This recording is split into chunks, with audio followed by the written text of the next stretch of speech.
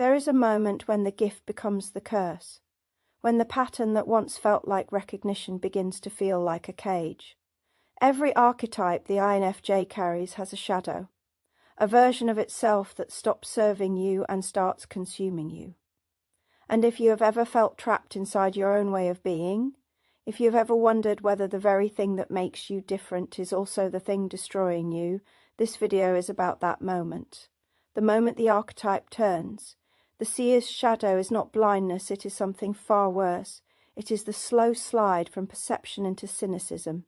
You have seen too much, warned too many times, watched too many people walk into exactly the disaster you named, then act surprised when it arrived, and somewhere along the way something in you stopped caring. Not dramatically, not all at once, just a quiet closing, a decision made beneath a level of language that if no one will listen, you will stop speaking. The shadow seer still sees everything, but they have stopped believing it matters. They watch the patterns unfold with a detachment that appears wise but is actually despair wearing a mask. If you have ever caught yourself thinking let them learn the hard way with a coldness that surprised you, you have met this shadow. It is the seer who has been unheard so many times that they have begun to believe that truth itself is worthless. The wounded healer's shadow is martyrdom, and it is seductive because it looks so much like virtue. You absorb the pain of others because you can, because your wound has made you permeable to suffering in ways that allow you to transmute it. But the shadow version of this gift stops transmuting and starts hoarding. The shadow healer begins to need the wound, to build their identity around it, to find a strange comfort in being the one who carries what others cannot carry, until the carrying itself becomes the point. You know you have fallen into this shadow when you cannot imagine who you would be without the pain. When the idea of healing your own wound feels like a threat rather than a hope. When you secretly resent others who do not seem to suffer as deeply as you do. The shadow wounded healer has made a home in the wound and forgotten that there was ever supposed to be a door. The hermit's shadow is not solitude but disappearance. The healthy hermit withdraws to find something and returns to share it. The shadow hermit withdraws and forgets the return. They build elaborate inner worlds that become more real than the outer one. They perfect the art of cancellation, of excuse, of strategic unavailability, until one day they realize they have not had a genuine conversation in months. The shadow hermit tells themselves they prefer it this way, that people are exhausting, that the inner world is richer than anything external connection could offer. And some of this is true, but beneath it is fear. The fear that if they emerge, they will not be able to sustain the performance of presence. That the world has moved on without them. That the lamp they carry has dimmed from disuse. If you have ever felt a strange panic at the thought of rejoining life after a long withdrawal, you know this shadow. It is the hermit who has forgotten that solitude was always meant to be a passage, not a destination. The shapeshifter's shadow is dissolution. You have worn so many faces for so long that you have begun to suspect there is no face beneath them.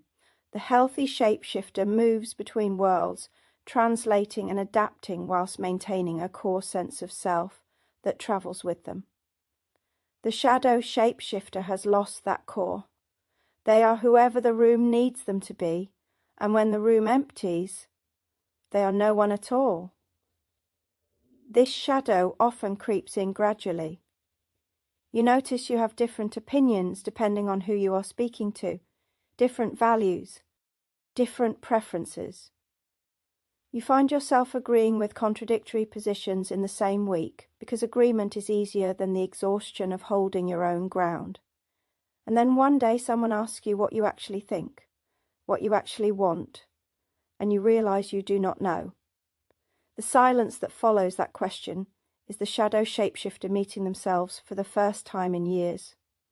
The exile's shadow is the weaponization of not belonging. The healthy exile carries the loneliness of permanent outsider status with a kind of melancholy grace. The shadow exile begins to need the exclusion, to seek it out, to find evidence of not belonging even when belonging is offered. The shadow whispers that connection is a trap, that if you let yourself belong, you will only be betrayed, that your outsider status is not a wound but a superiority, that the village is not worth joining anyway. If you have ever sabotaged a moment of genuine acceptance because it felt too vulnerable, if you have ever pushed away precisely the person who was trying to reach you, you have met this shadow. It is the exile who has built a fortress out of loneliness and called it integrity. The guardian of thresholds carries perhaps the most subtle shadow. It is the shadow of perpetual service at the door whilst never walking through it yourself. The healthy guardian helps others cross into transformation and knows when their own crossing is due. The shadow guardian has made the threshold itself their home. They are so identified with being the one who holds space for others' passages that they have forgotten they are also entitled to passage. This shadow tells you that your role is to facilitate, to witness, to hold, never to need, never to cross, never to be transformed. If you have ever felt a deep discomfort when attention turns to your own needs, when someone asks what passage you are ready for, you know this shadow. It is the guardian who has stood at the door so long that they have forgotten there is a world on the other side. Here is the brutal truth about these shadows. They are not failures. They are not evidence that you are doing your archetype wrong. They are the natural gravity of each pattern. Every gift has a direction it falls when you stop paying attention. The seer falls toward cynicism. The healer falls toward martyrdom. The hermit falls toward disappearance. The shapeshifter falls toward dissolution. The exile falls toward fortressed isolation. The guardian falls toward self-abandonment through service. These are not bugs in the system. They are what happens when archetypal energy runs without consciousness, when you are being lived by the pattern rather than living it. And the way out is not to abandon the archetype.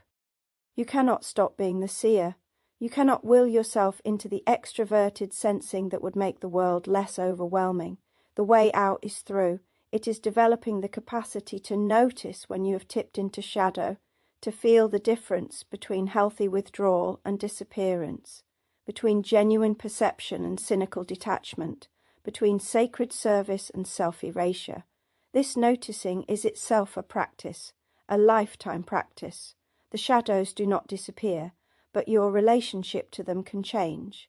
You can learn to catch yourself earlier, to recognize the particular flavor of each shadow as it begins to rise, to say with something like compassion, "Ah, I am falling into the healer's martyrdom again.